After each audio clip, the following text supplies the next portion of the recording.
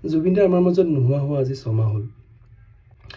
12 ঘণ্টাতকৈ বেছি দূৰ ট্ৰেভেল কৰি আজি নাগপুৰ পাইছোঁহি, গুৱাহাটীৰ পৰা দিল্লী, দিল্লীৰ পৰা নাগপুৰ।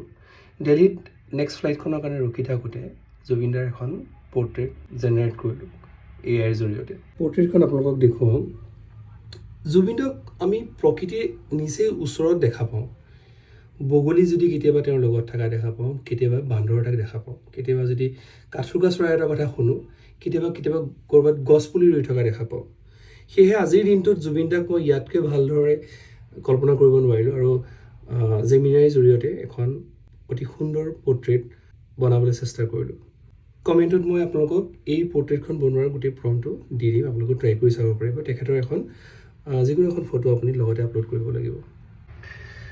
জুবিনক আমি সকলোৱে নিজৰ ঘৰৰ, নিজৰ পৰিয়ালৰ যেন অনুভৱ কৰোঁ। কাৰোবাৰ কাৰণে দাদা, কাৰোবাৰ কাৰণে মামা বা কাৰোবাৰ কাৰণে নিজৰ ল'ৰা বুলি ভাবোঁ কাৰণে হয়তো চাগে এতিয়াও 6 মাহৰ পিছতো যে জুবিন দা আমাৰ মাজত নাই, সেইটো আমি কোনো কল্পনা কৰিব পৰা নাই, কোনো মানি ল'ব পৰা নাই।